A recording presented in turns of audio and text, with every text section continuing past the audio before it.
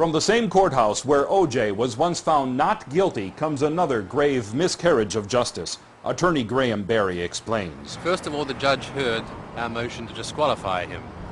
He denied it summarily, and I now have 10 days in which to appeal it. I believe an appeal by way of a writ of mandate will be successful. If it's not, that is not the end of the day. If it is successful, the judge's decision on the vexatious litigant petition will be reversed. Graham's case revolves around this man, Robert Cipriano, whom Scientology had convinced to sign a false affidavit back in 1994. In 1994, I was approached by an investigator named Eugene Ingram in my home in New York City. He proceeded to harass and intimidate me to create a declaration or to sign a declaration that was false, and it was against Graham Barry.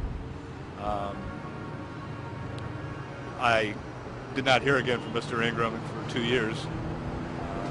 I moved out to Los Angeles, and he got in touch with me and began to explain to me that Mr. Barry was suing me for the contents of my declaration, that I needed to meet his boss. It was at that time I met Mr. Maxon. Mr. Maxon then identified himself as a church attorney, Church of Scientology attorney.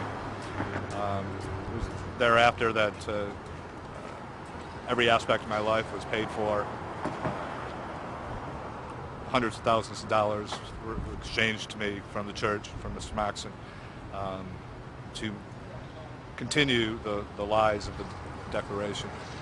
Once again, I lead to the fact that a month and a half ago I decided I couldn't live with myself anymore at whatever costs me personally, keep that lie going. And since then I've also seen and researched a great deal about many aspects of Scientology, and it disgusts me, and the lie continues even to today.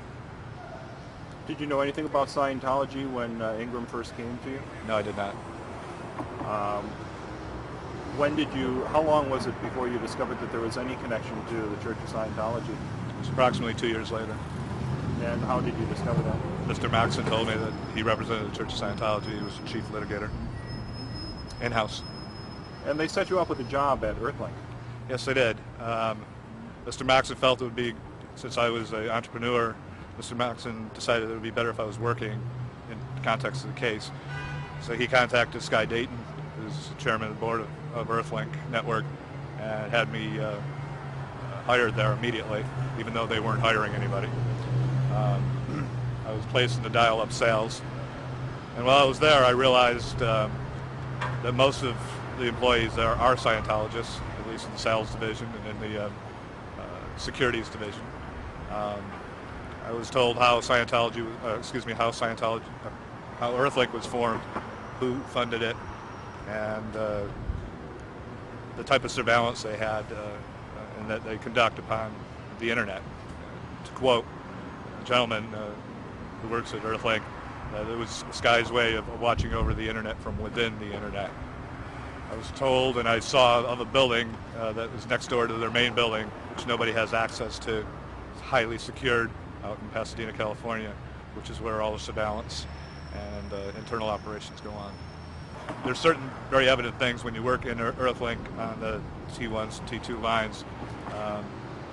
For example, all of my emails from within, on my account at Earthlink, from within Earthlink and from outside of Earthlink, whenever I would send them, normally they reach the person you're sending them to within tops a minute. Mine would be held for 12 hours. So if I sent something to Graham from right across the street, it would take 12 hours for him it would show up on his screen, which meant that it was going into a monitoring place, being read, reviewed, and issued out. And this is constant still to today. It was clear that the judge ruled contrary to the weight of the evidence.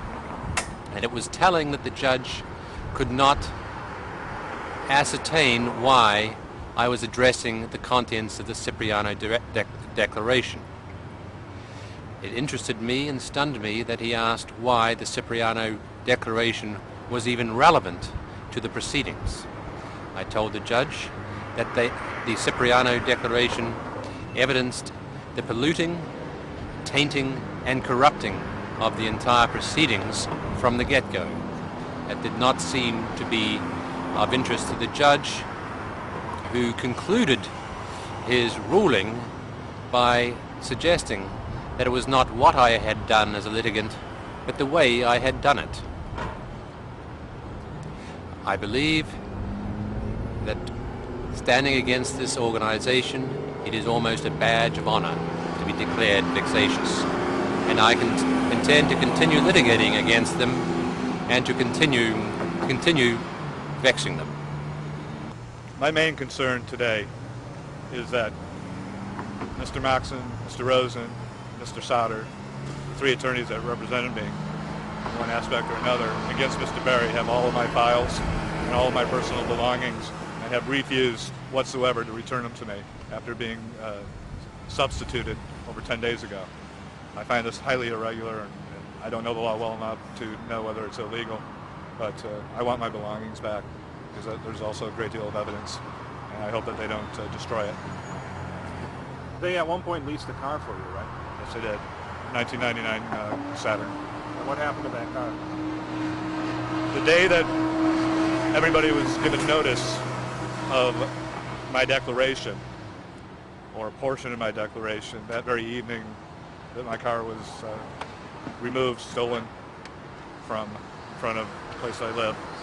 And approximately an hour later, Mr. Maxson called, said that my belongings that were in the car would be returned. Obviously, he took the car. Earlier that evening, too, there was the operatives, Gene Ingram and his wife, that I could identify, were circling the block, watching him remove. I did made.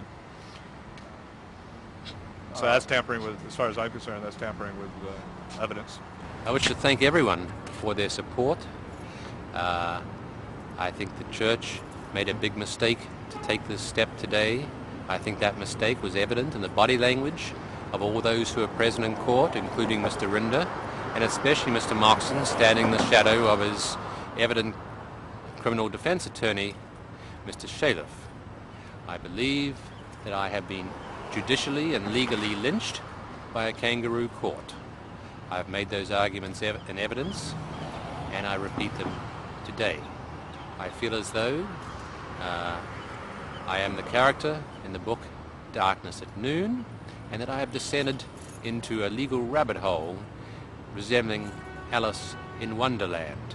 As the Wall Street Journal editorial said last year in connection with Mr. Rosen obtaining a judgment against Mr. Henson, the law has been stood on its head today.